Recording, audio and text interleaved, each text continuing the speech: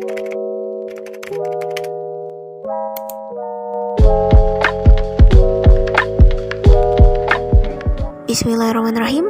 Assalamualaikum warahmatullahi wabarakatuh. Alhamdulillahirrabbilalamin. Assalatu wassalamu ala asyrafil anbiya'i wal mursalin Sayyidina wa maulana Muhammadin wa ala alihi wa ashabihi ajma'in. Amma ba'd. Yang saya hormati Ibu Rizkyatul Hasanah SOS MSOS selaku dosen pengampu mata kuliah sejarah dakwah dan kawan-kawan sekalian yang berbahagia. Sebelumnya perkenalkan, nama saya Hana Amalinda dengan NIM 2101040100212. Pada kesempatan kali ini saya akan menjelaskan mind mapping atau peta konsep mengenai sejarah dakwah di berbagai masa. Dan yang menjadi pembahasan saya dalam video kali ini adalah dakwah Islam pada masa Khulafaur Rasyidin. Selanjutnya ada dakwah Islam pada masa Daulah Umayyah dan Daulah Abbasiyah, serta dakwah Islam di berbagai benua seperti Afrika, Eropa, Amerika, Australia, Asia Tenggara, dan termasuk juga di dalamnya negara kita yaitu Indonesia. Masuk pada pembahasan yang pertama yaitu dakwah Islam pada masa Khulafaur Rasyidin, diawali dengan khalifah yang pertama yaitu Abu Bakar As-Siddiq. Seperti yang kita ketahui bahwasanya Abu Bakar As-Siddiq ini merupakan sahabat sekaligus mertua dari Nabi Muhammad SAW. Dan nama asli beliau adalah Abdullah ibnu Abi Quhafah Utsman ibnu Umar. Abu Bakar berasal dari suku Taim bin Murrah bin Ka'ab, yang mana sanad keturunannya itu masih bersambung dengan Nabi Muhammad SAW, yaitu pada Ka'ab. Beliau lahir 2 tahun setelah kelahiran Nabi Muhammad SAW. Sebagai sahabat yang paling dekat dan paling dicintai Rasulullah, Abu Bakar memiliki budi pekerti yang luhur dan berani, serta akhlak yang mulia. Abu Bakar As-Siddiq terkenal dengan kebaikan dan keberaniannya. Beliau wafat pada bulan Jumadil Akhir tahun 13 Hijriah pada usia 63 tahun dan menjadi khalifah selama kurang lebih 2 tahun lebih 77 hari.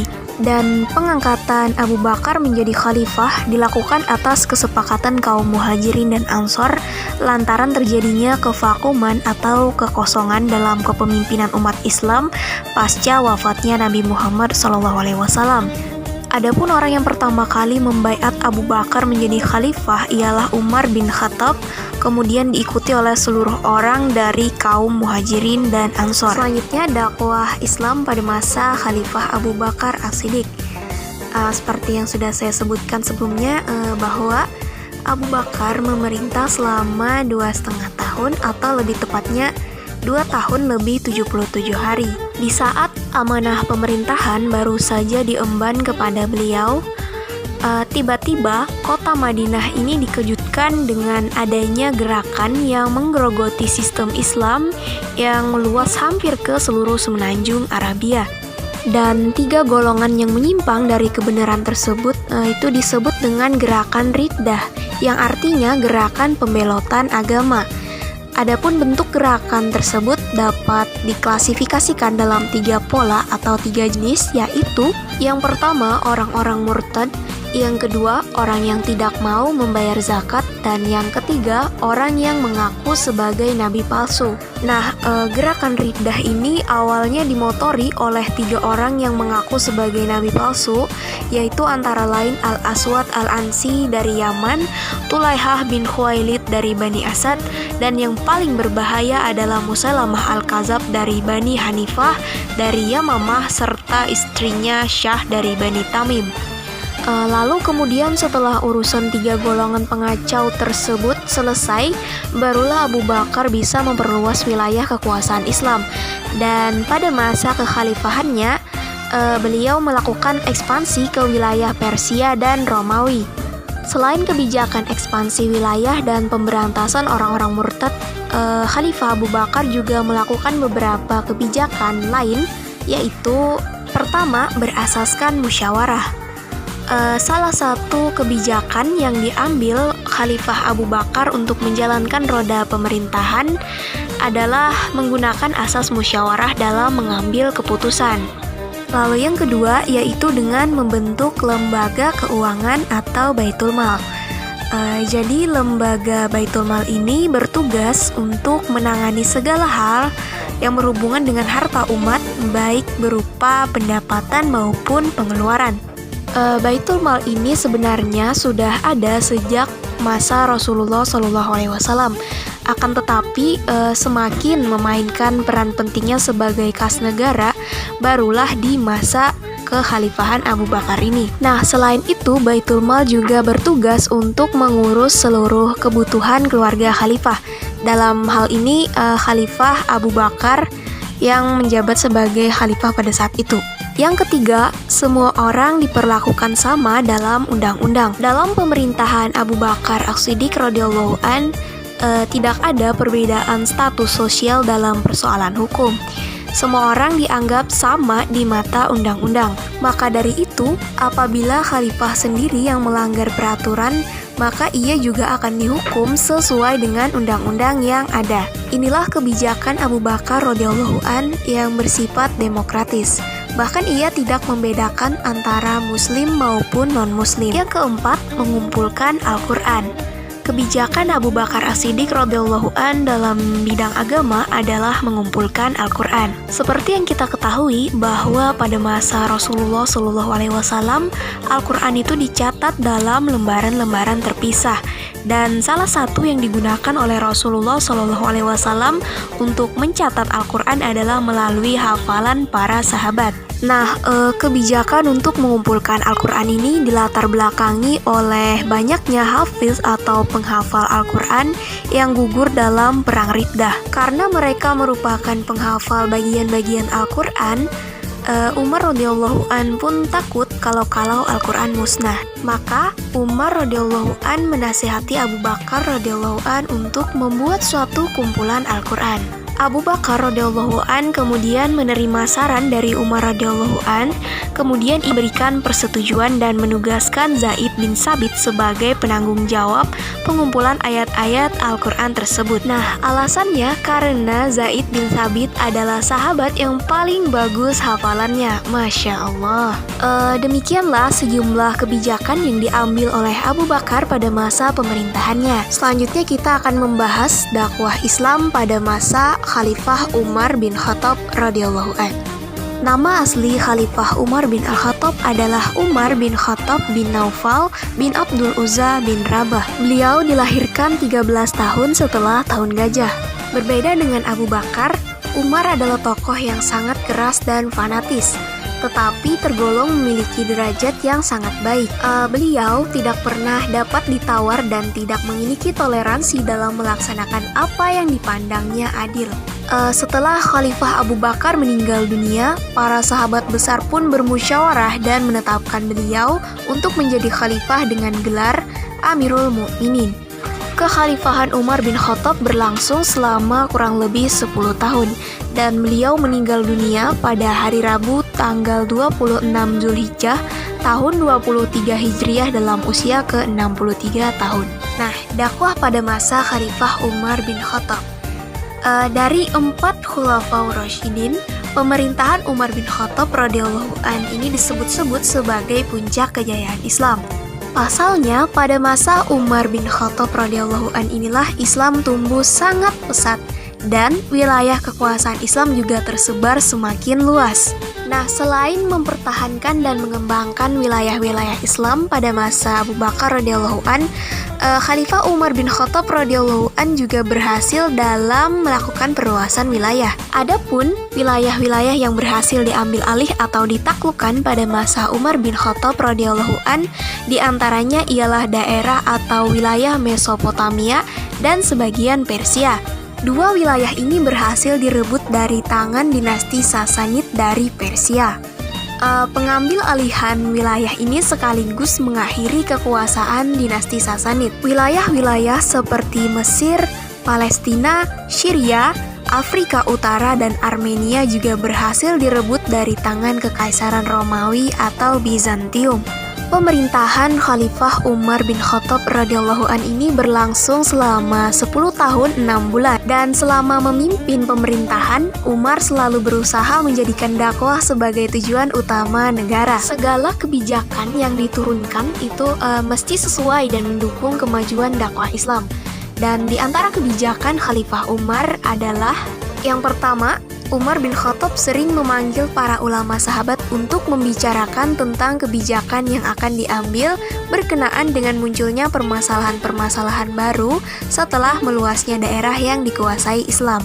Yang kedua, dengan memberikan pengarahan kepada para pegawainya tentang nilai-nilai Islam secara terus-menerus.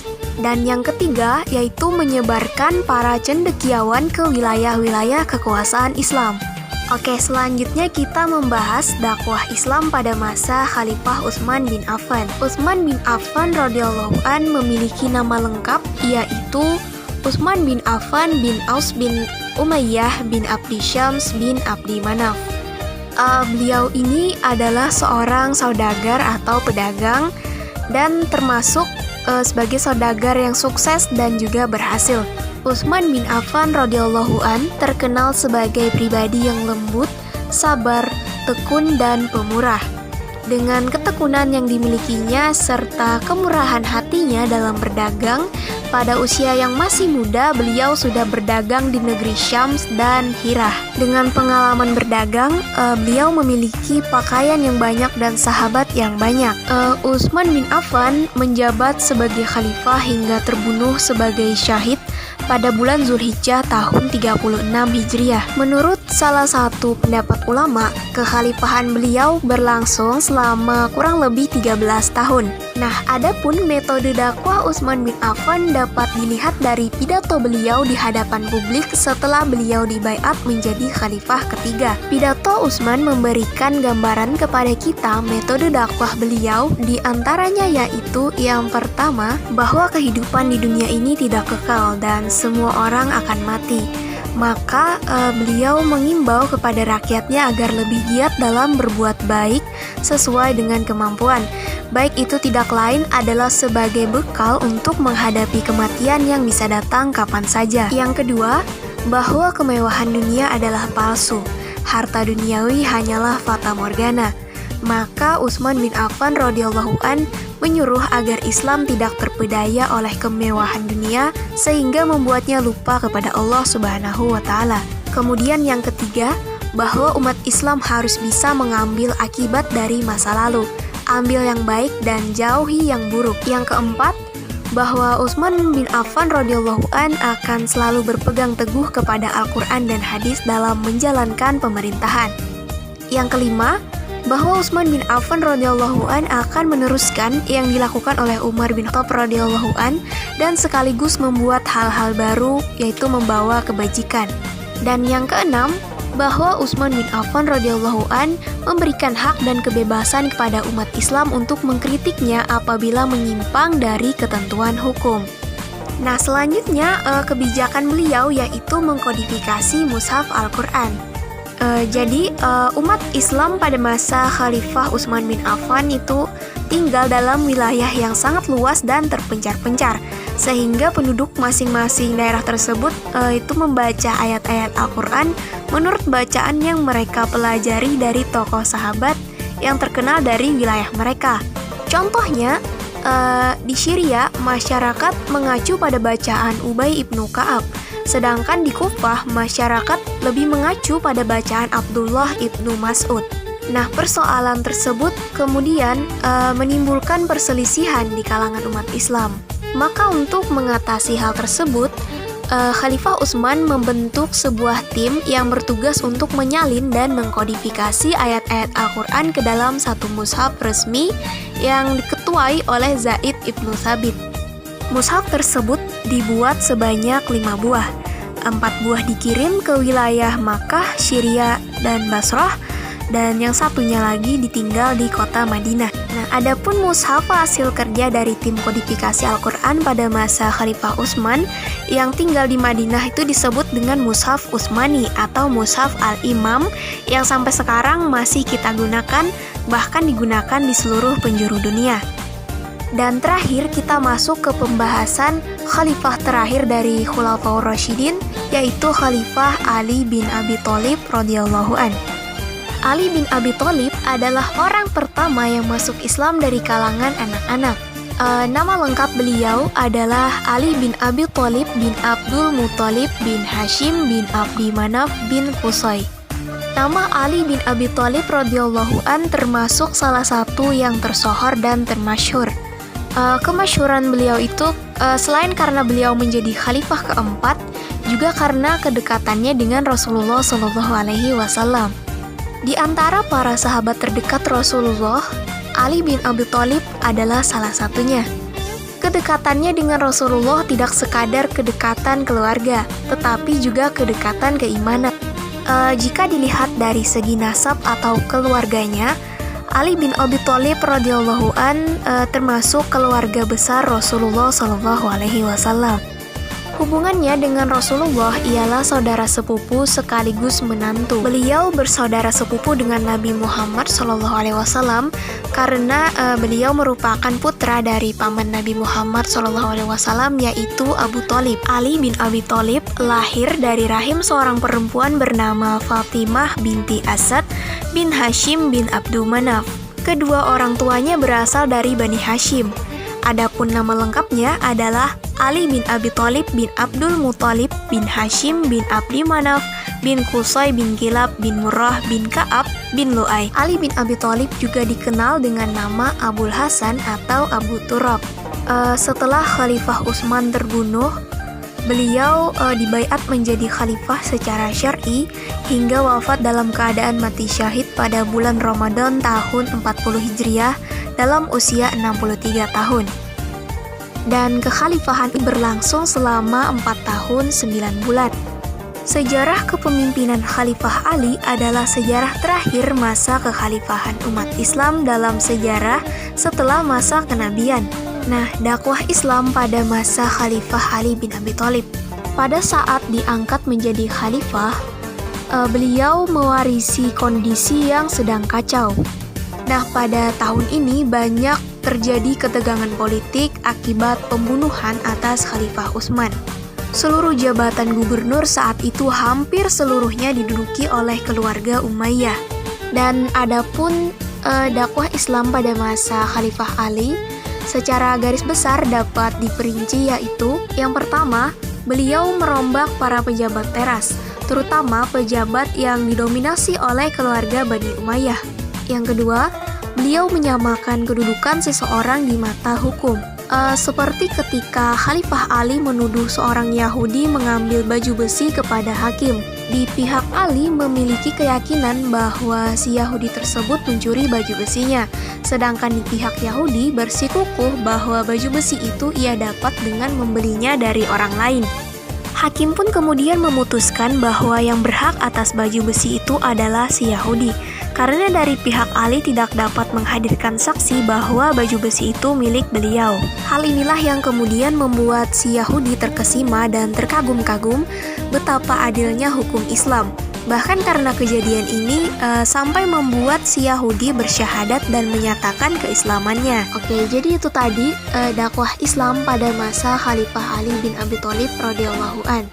Nah, dari beberapa macam langkah dan metode yang telah saya paparkan tadi, dapat kita ketahui bahwa metode yang telah dilakukan oleh Khulafaur Rasyidin dalam berdakwah yaitu melalui 4 cara, dan yang pertama adalah dengan lisan. Cara berdakwah yang dilakukan Khulafaur Rasyidin dengan lisan atau ucapan antara lain yaitu metode ceramah, yaitu metode yang dilakukan untuk menyampaikan pesan-pesan dakwah dengan cara ceramah yang dilakukan di masjid-masjid. Lalu metode tanya jawab merupakan metode yang dilakukan dengan menggunakan tanya jawab untuk mengetahui sejauh mana ingatan atau pikiran seseorang dalam memahami atau menguasai materi dakwah. Metode konseling.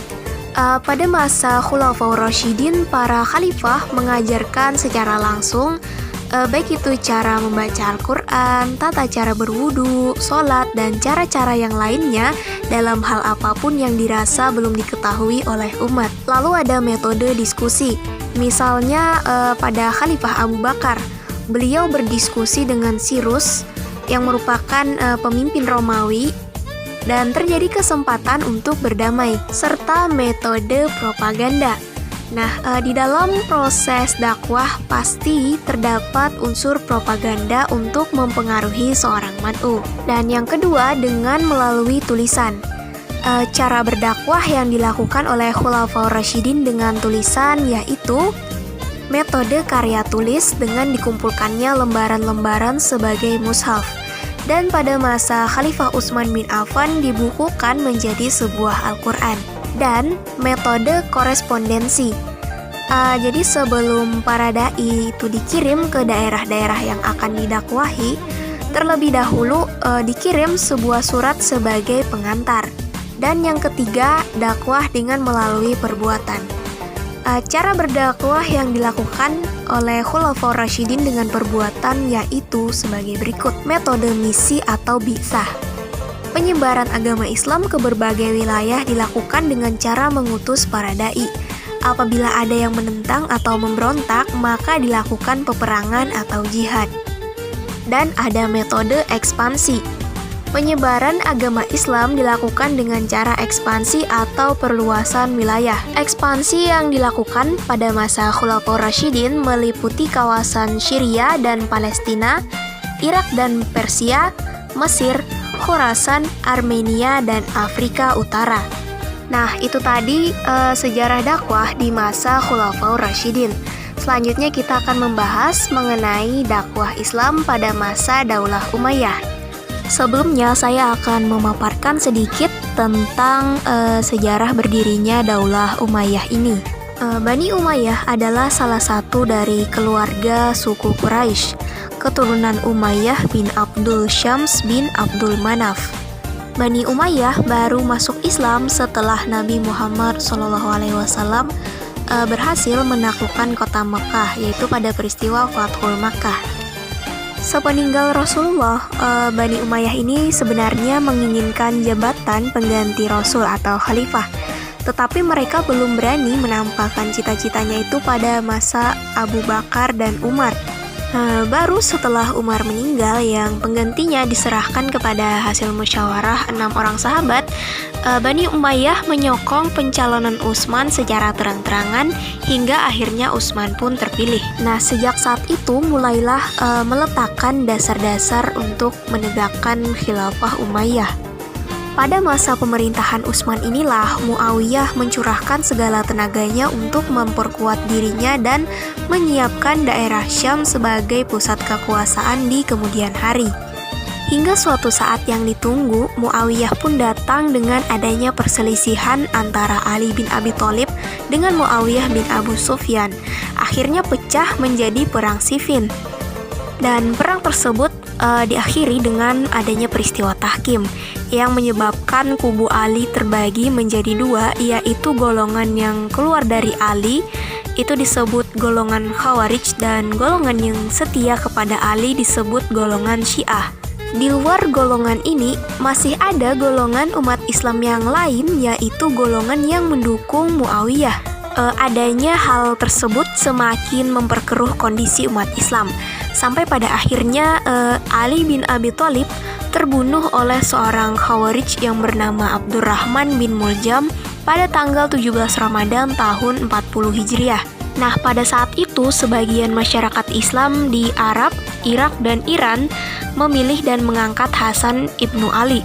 Akan tetapi, Hasan ibnu Ali kemudian memberikan kekuasaannya kepada Muawiyah ibnu Abi Sufyan setelah menduduki jabatan selama kurang lebih 3 bulan. Hasan melakukan hal tersebut karena ia menyadari kelemahan dan kekurangannya dalam kepemimpinan. Hasan menganggap Muawiyah lebih cocok untuk memimpin umat Islam.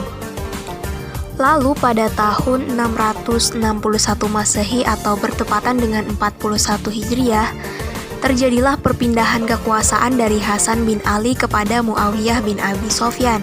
Adapun serah terima jabatan itu berlangsung di Kufah, yaitu sebuah kota pelabuhan yang makmur di Teluk Persia, dan kemudian dikenal dalam sejarah Islam dengan Amul Jamaah atau Tahun Persatuan Umat Islam.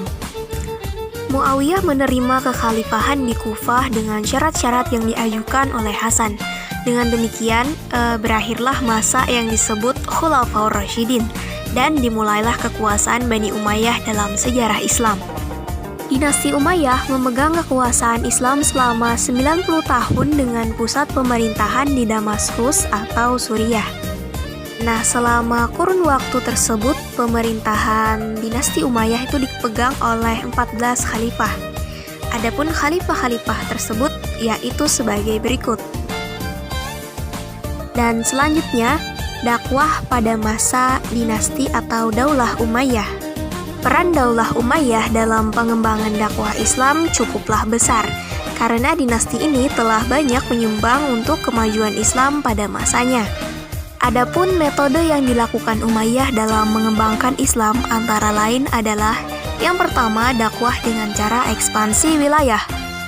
Pada masa pemerintahan khalifah pertama yaitu Muawiyah bin Abu Sufyan, perluasan wilayah dilakukan ke timur dengan menaklukkan Tunisia, Khurasan sampai ke Sungai Oxus, dan Afghanistan sampai ke Kabul. Ini kemudian dilanjutkan lagi pada masa Khalifah Abdul Malik bin Marwan dengan mengirim pasukan untuk menyeberangi Sungai Oxus dan menaklukkan Balkanabat, Bukhara, Khawarizmi, Fergana, Samarkand sampai ke India dengan menguasai Balukistan, Sind, serta wilayah Punjab sampai ke Multan.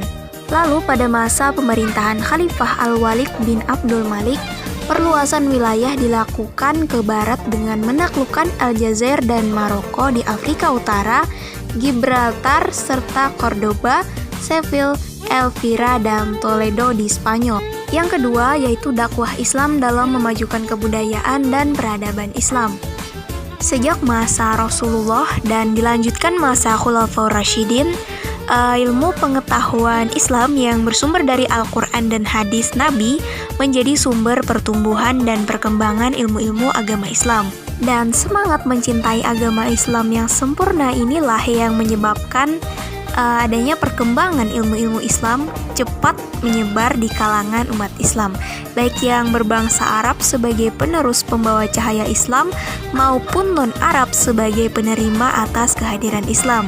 Salah satu pembawa misi cahaya Islam tersebut adalah dinasti Umayyah, karena keturunan Umayyah yang kemudian mendirikan pemerintahan Umayyah memiliki prestasi di segala bidang, baik itu sosial, politik, militer, kebudayaan atau kesenian, dan utamanya kemajuan di bidang keilmuan Islam seperti ilmu hadis, tafsir, fikih, tauhid, dan tasawuf, sehingga kemudian banyak melahirkan ilmuwan-ilmuwan dan tokoh-tokoh Islam yang terkenal.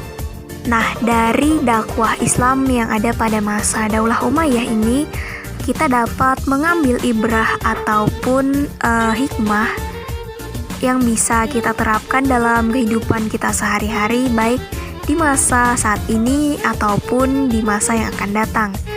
Ibrah atau keteladanan tersebut yaitu yang pertama, yaitu semangat yang dimiliki oleh kerajaan tersebut patut kita tiru, terutama dalam perkembangan peradaban Islam yang meliputi politik dan pemerintahan, militer, sosial, seni dan budaya, serta ilmu pengetahuan. Yang kedua yaitu kepedulian mereka terhadap ilmu pengetahuan dan dukungan mereka terhadap para ilmuwan sangat luar biasa. Oke, selanjutnya kita masuk pada pembahasan dakwah Islam pada masa Daulah Abbasiyah.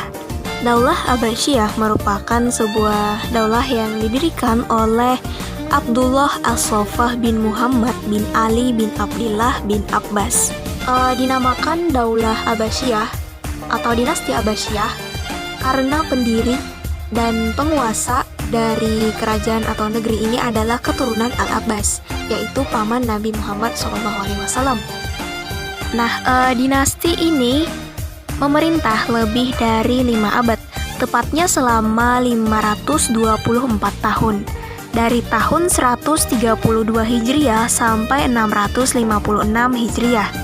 Dalam tempo pemerintahan itu kita bagi kepada 3 periode yang masing-masing mempunyai ciri-ciri tersendiri yang berbeda dari yang lain. Dan periode tersebut yaitu periode yang pertama berlangsung sejak tahun 132 sampai 232 Hijriah. Kekuasaan pada periode ini berada di tangan para khalifah. Selanjutnya, periode kedua yaitu pada tahun 232 sampai 590 Hijriah. Dan pada periode ini kekuasaan hilang dari tangan para khalifah. Serta periode ketiga yaitu pada tahun 590 sampai 656 Hijriah. Pada periode ini kekuasaan berada kembali di tangan para khalifah, tetapi hanya di Baghdad dan kawasan-kawasan sekitarnya. Dan selanjutnya, perkembangan dakwah pada masa dinasti atau Daulah Abbasiyah. Perkembangan dakwah pada masa Daulah Abbasiyah ini tidak lepas dari peran para ulama dan juga umara yang masih tetap konsisten untuk memperjuangkan serta membela agama Islam. Dan pada masa ini mereka lebih memfokuskan metode kepada gerakan dakwah yang bersifat kultur, yakni lebih memfokuskan perhatiannya kepada upaya berbenah diri untuk mengevaluasi dan memperbarui semua pemikiran dan konsepnya selama ini agar kemudian bisa kembali ke tengah masyarakat, dan kemudian proses pembaruan itu menjalankan prinsip amar ma'ruf nahi mungkar. Selanjutnya, objek dan kondisi dakwah dinasti atau Daulah Abbasiyah. Pada masa ini dakwah dibagi menjadi dua level, yaitu level negara dan penguasa dan level masyarakat. Nah, dakwah Islam pada level negara dan penguasa. Yang pertama, para khalifah Abbasiyah pada masa keemasan adalah juga seorang ulama yang sangat mencintai ilmu. Mereka memuliakan ulama dan pujangga serta membuka pintu istana selebar-lebarnya untuk mereka. Yang kedua, mereka mendorong dan memfasilitasi upaya penerjemahan berbagai ilmu dari berbagai bahasa ke bahasa Arab, seperti misalnya filsafat, ilmu kedokteran, dan lain-lain. Dan yang ketiga, mereka mendorong dan memfasilitasi pembaruan sistem pendidikan dengan munculnya Madrasah Nizamul Muluk dan Madrasah Nizamiyah di Baghdad. Dan yang kedua, dakwah Islam pada level masyarakat. Pada level masyarakat, aktivitas keislaman ini tidak tidur dan tidak terlalu terpengaruh oleh kelemahan dan kerusakan yang terjadi di level negara. Masjid-masjid dan sekolah-sekolah penuh dengan kajian ilmiah. Masjid-masjid di Baghdad, Basrah, Kufah, dan lainnya dipenuhi oleh para ulama, penceramah, ahli hadis, dan lainnya. Nah, para ulama pada masa ini memiliki peran dan pengaruh yang sangat besar dalam pencerahan iman masyarakat. Bahkan, kadang-kadang mengalahkan pengaruh para khalifah. Materi yang menonjol saat itu adalah Tazkiyatun Nufus, peringatan tentang negeri akhirat, serta seruan agar tidak terpedaya oleh kehidupan dunia. Materi ini berpijak pada keadaan negeri yang waktu itu berada pada situasi yang bermewah-mewahan dan kemaksiatan yang terjadi di level penguasa. Dan di antara dai yang paling terkenal adalah Ibnu Simak yang lebih dikenal dengan sebutan Wa'iz Rasyid atau dai yang bijak. Nah, selain itu di antara kebanggaan yang dicapai pada periode ini adalah munculnya imam-imam mazhab yang 4, ulama hadis, dan pakar-pakar nahu yang perannya sangat dirasakan oleh masyarakat zaman itu sebagai pengabdian yang murni untuk Islam. Demikian perkembangan dakwah pada masa dinasti atau Daulah Abbasiyah. Dan selanjutnya kita akan masuk ke pembahasan dakwah Islam di berbagai benua. Yang pertama, dakwah Islam di benua Afrika. Penyebaran Islam di Afrika ini bermula pada masa Nabi Muhammad SAW ketika ada kontak pertama kali antara Islam dengan Afrika, yaitu setelah para sahabat hijrah ke Habsyi dan mendapatkan sambutan baik dari Raja Najasyi maupun penduduk setempat. Dakwah Islam kemudian dilanjutkan pada masa Khalifah Umar bin Khattab dengan mengutus Amr bin Aus. Lalu kemudian penyebaran agama Islam ke wilayah Afrika dilanjutkan oleh Khalifah ketiga, yaitu Khalifah Utsman bin Affan dengan mengirim Abdullah ibnu Sa'ad Ibnu Abi Sarah yang berhasil mengalahkan tentara Romawi di Laut Tengah dan mengalahkan tentara Bizantium.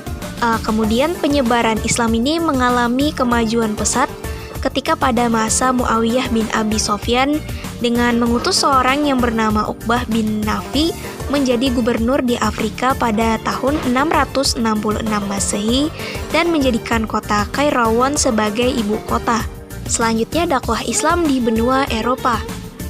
Nah, sejarah dakwah Islam di benua Eropa ini dimulai dari adanya penaklukan kawasan semenanjung Iberia di awal abad ke-8. Kawasan Iberia ini terdiri dari Andalusia atau Spanyol, Portugal, Andorra, Gibraltar, dan sedikit daerah Prancis. Penaklukan kawasan Iberia ini dilakukan di masa dinasti Umayyah. Wilayah kecil dari Eropa ini sempat mencicipi masa keemasan Islam. Namun, pada abad ke-15, semenanjung Iberia diambil alih lagi melalui Perang Salib. Sejak saat itu, umat Islam terusir dari wilayah Iberia. Akan tetapi, ajaran Islam sudah meninggalkan jejak yang cukup signifikan di sebagian wilayah Eropa. Oke, selanjutnya dakwah Islam di benua Amerika. Nah, Islam di benua Amerika ini masuk dari para imigran budak yang dikirim ke Amerika melalui beberapa gelombang. Masuknya agama Islam di benua Amerika diperkirakan jauh sebelum Columbus menemukan benua ini pada 21 Oktober 1492. Dalam beberapa catatan sejarah, agama Islam diperkirakan sudah dipeluk oleh sejumlah suku Indian seperti suku Iroquois dan Algonquin sejak tahun 900 Masehi. Nah, meski demikian, ada pula versi lain yang menyatakan Islam di Amerika masuk pada abad ke-16. Saat itu diketahui terdapat dua Muslim pertama di Amerika Utara yang bernama Estevanico dan Azamor. Nah, kemudian kehadiran orang Islam di Amerika diperkirakan makin banyak di antara tahun 1875 hingga 1912 sebagai gelombang pertama. Mereka adalah imigran dari kawasan pedesaan di Suriah, Yordania, Palestina, dan Israel. Dulunya negara tersebut bagian dari Suriah Raya di bawah kendali kekhalifahan Turki Utsmani atau Ottoman. Lalu kemudian usai kekhalifahan ini runtuh pada Perang Dunia Pertama, terjadi migrasi gelombang kedua kaum muslimin Timur Tengah ke Amerika, yang juga dimulainya kolonialisme Barat ke Timur Tengah. Secara umum, para peneliti sejarah berpandangan bahwa kedatangan imigran ke Amerika melalui beberapa periode atau gelombang berbeda inilah yang membuat penyebaran Islam di benua Amerika semakin meluas. Nah, kemudian dakwah Islam di benua Australia. Dakwah Islam di benua Australia ini pertama kali dibawa oleh pelaut-pelaut yang berasal dari Makassar. Merekalah yang pertama kali melakukan kontak dengan bangsa asli di Australia, yaitu suku aborigin. Nah, mereka ini mendarat di benua Australia bagian utara sekitar tahun 1700-an. Kala itu mereka datang dengan sangat sopan dan meminta izin kepada penduduk asli. Selain dibawa oleh para pelaut dari Makassar, para penunggang onta yang dalam sejarah Australia juga disebut dengan kata camelers berada cukup lama di daratan Australia, sehingga sedikit banyak mereka juga membawa pengaruh spiritual. Bahkan masjid pertama di Australia didirikan pada masa itu. Setelah itu masuk ke tahun 1900-an.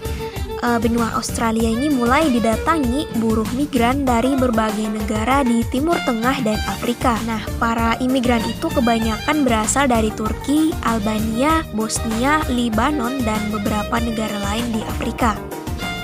Jumlah imigran yang terus bertambah seiring berjalannya waktu membawa pengaruh Islam di Australia, hingga Islam terus berkembang di negeri kangguru tersebut.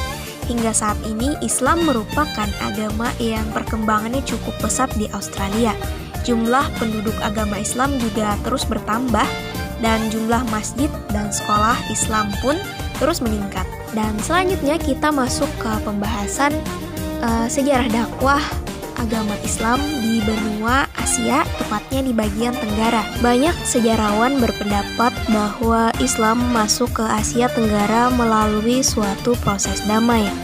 Prosesnya juga berlangsung selama berabad-abad dan berjalan secara gradual serta tidak berlangsung secara bersamaan di wilayah kepulauan tersebut. Nah, dakwah Islam di kawasan Asia Tenggara hampir terjadi tanpa pergolakan politik atau bukan melalui ekspansi pembebasan yang melibatkan kekuasaan militer atau juga tidak melalui pemaksaan struktur kekuasaan dan norma-norma masyarakat dari luar terhadap masyarakat setempat. Nah, terdapat banyak jalur dakwah Islam di Asia Tenggara ini. Jalur ataupun cara-cara tersebut yaitu melalui jalur perdagangan, perkawinan, pembauran masyarakat Muslim, Arab, Persia, dan India dengan masyarakat pribumi, dan lain sebagainya. Dan kesimpulan akan watak sejarah masuknya Islam di kawasan ini diakui oleh banyak pengamat. Di antaranya ialah Thomas W. Arnold. Dalam buku klasiknya The Preaching of Islam, Arnold mengatakan bahwa penyebaran dan perkembangan historis Islam di Asia Tenggara ini berlangsung secara damai. Nah, demikian dakwah Islam di benua Asia di bagian Tenggara. Selanjutnya kita masuk ke pembahasan yang terakhir, yaitu dakwah Islam di negara Indonesia. Jadi waktu masuknya Islam di Nusantara itu sudah berlangsung sejak abad ke-7 dan 8 Masehi. Namun perkembangan dakwah baru betul dimulai kala abad ke-11 dan 12. Artinya dakwah di Nusantara sudah merentang selama beberapa abad pada masa-masa awal. Nah, mengenai tempat asal kedatangan Islam yang menyentuh Indonesia di kalangan para sejarawan terdapat beberapa pendapat. Ahmad Mansur Suryanegara mengikhtisarkan teori masuknya Islam dalam 3 teori besar. Yang pertama yaitu teori Gujarat. Islam dipercaya datang dari wilayah Gujarat, daerah India, melalui peran para pedagang India Muslim pada sekitar abad ke-13 Masehi. Lalu kedua, teori Makkah. Islam dipercaya tiba di Indonesia langsung dari Timur Tengah melalui jasa para pedagang Arab Muslim sekitar abad ke-7 Masehi. Dan yang ketiga, teori Persia. Islam tiba di Indonesia melalui peran para pedagang asal Persia yang dalam perjalanannya itu singgah ke Gujarat sebelum ke Nusantara sekitar abad ke-13 Masehi. Mereka berargumen akan fakta bahwa banyaknya ungkapan dan kata-kata Persia dalam hikayat-hikayat Melayu, Aceh, dan bahkan juga Jawa.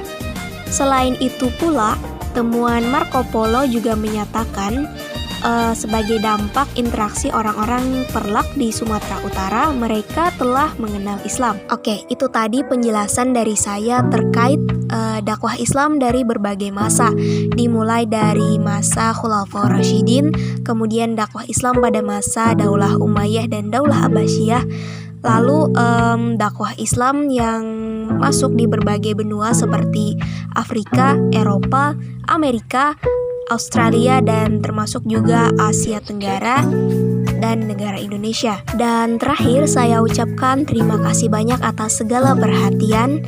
Mohon maaf apabila terdapat kesalahan dalam kata-kata maupun perbuatan. Saya Hana Amalinda pamit undur diri. Wallahu muwaffiq ila aqwamit thoriq. Assalamualaikum warahmatullahi wabarakatuh.